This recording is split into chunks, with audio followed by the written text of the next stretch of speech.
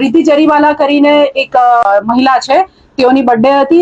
મિત્ર મંડળ છે સુરત શહેરના અલગ અલગ વિસ્તાર જેમ કે અલથાણ, વેસુ, પાલ એવા અલગ અલગ વિસ્તારો અને બીજા પણ વિસ્તારોમાંથી એમનો મિત્ર મંડળ ભેગું થઈને અહીંયા એ લોકો રાતના પાર્ટી બર્થડે નિમિત્તે કરી રહેલા. પોલીસ દ્વારા 9 જે 4 વ્હીલર ગાડી છે જેની કિંમત અંદાજે 98 લાખ હાલ આંકવામાં આવેલ છે. 24 નંગ મોબાઈલ જેની કિંમત 6,67,000 જેટલી ગણી શકાય.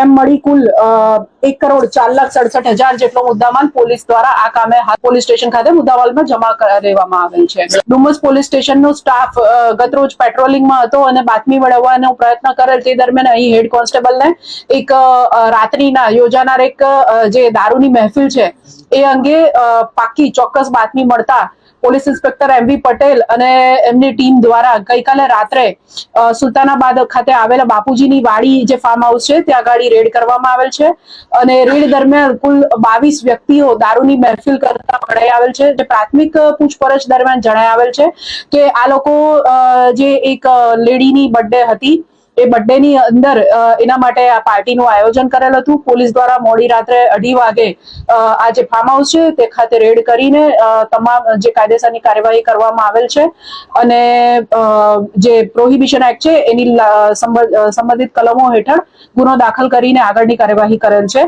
આ કામે જે મુદ્દામાલ પોલીસ દ્વારા જપ્ત કરવામાં આવેલ છે તેની વિગત જોઈએ તો સ્થળ ઉપરથી રેડ કરતા એક વિસ્કીની બોટલ પેક તથા અન્ય અલગ અલગ પ્રકારના દારૂ જે છે એની 5 અર્ધ ભરેલ બોટલ તથા બિયરના ટીન અને સોફ્ટ ડ્રિંક્સની બોટલ વગેરે મળી આવેલ હતું.